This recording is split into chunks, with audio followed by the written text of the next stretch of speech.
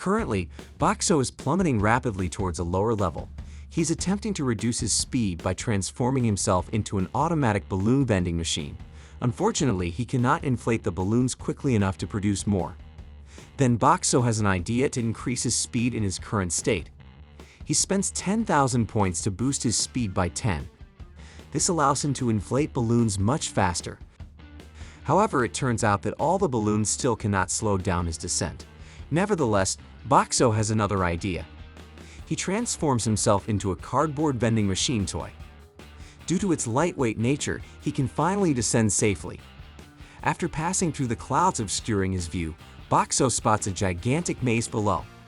He recalls that Hulmi once mentioned the existence of a massive maze beneath the Clearflow lake level. As a precaution, Boxxo decides to take some photos from its security camera. These photos might come in handy when combined later.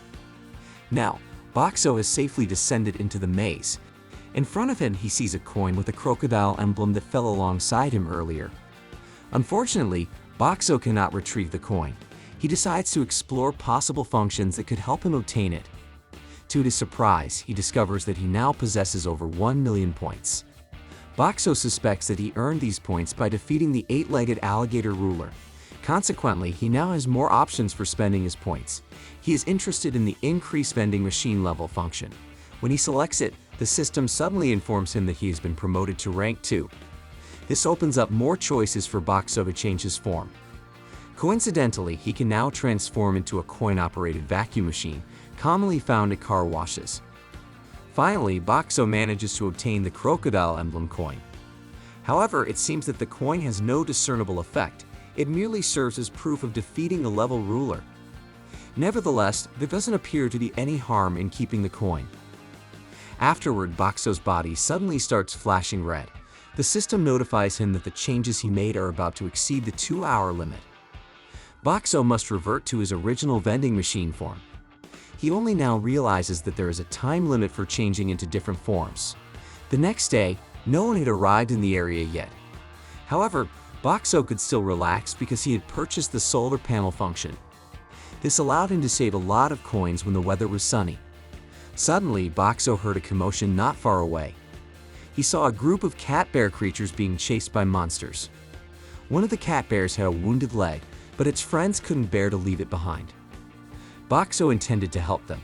He made himself invisible, and as the cat bears passed by and the monsters closed in, Boxxo threw some milk bottles in their direction. Fortunately, this was enough to make the monsters retreat. The cat bears were surprised as the pursuing monsters suddenly disappeared. Feeling relieved that they were safe again, Boxxo revealed himself. They were puzzled by the contraption in front of them, which hadn't been there when they passed by earlier. When Boxxo greeted them, the cat bears appeared frightened. Boxxo didn't want them to leave as there might not be anyone else on this level. So he transformed into a heavy food vending machine and dispensed fried chicken for them. The injured cat bear, Suko, suspected that the contraption in front of them was selling something. The gray-furred cat bear, Pell, couldn't resist the smell of fried chicken before them. The same went for Short, the black-colored cat bear. Even though Mike Kenny had warned them that the fried chicken might be bait to trap them, upon hearing their conversation, Boxxo now knew the names of the 4 cat bears. Suddenly, Pell couldn't restrain himself and immediately devoured his fried chicken. Seeing this, Suko and Short also wanted to eat. They tried to insert coins to buy the available food. Pell even wanted to add more because it was so delicious. Maiken was still suspicious, but couldn't deny that he was hungry. He claimed he wanted to try it too just to make sure the food wasn't poisonous. After taking just one bite, Maiken became addicted to Boxxo's food. While they were eating, Boxxo learned a few things from their conversation. The 4 cat bear creatures were hunters, and their group was known as the Greedy Devils. They mentioned that their expenses were always high, which is why they came to this level hoping to strike it rich. After seeing how much they ate, Boxxo understood why their expenses were so high. Once they were full, the cat bears discussed their next plan.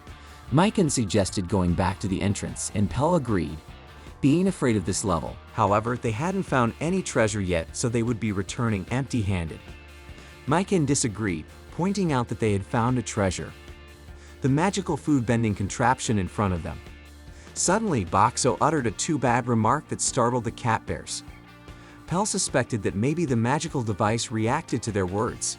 It responded very promptly, making them wonder if it had a consciousness of its own. Boxxo had been eagerly awaiting them to think that. However, when Boxxo greeted them with a welcome as a yes, the cat bears retracted their previous statement because Boxxo's response didn't make sense. Boxxo tried to counter with a too bad remark, but it only convinced them that Boxxo was just reacting randomly. Boxxo felt really foolish, at least they would take him to the entrance. However, as Boxxo suspected, they couldn't lift him with empty hands. Boxxo could turn into a cardboard like earlier, but that would only scare them. Therefore, Boxxo added a new function, a pair of wheels underneath. Seeing how practical this magical device was, the cat bears intended to sell it to Chain's restaurant to become wealthy. Of course, Boxxo strongly disagreed with that plan.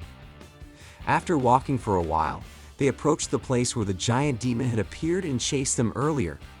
Upon hearing this, Boxxo decided to demonstrate his protective magic to them. The shield surrounded Pell and Short, but it made them wary, thinking Boxxo was imprisoning them. Finally, Boxxo decided to release them to dispel the misunderstanding. However, they still remained suspicious because Boxxo could only say limited sentences.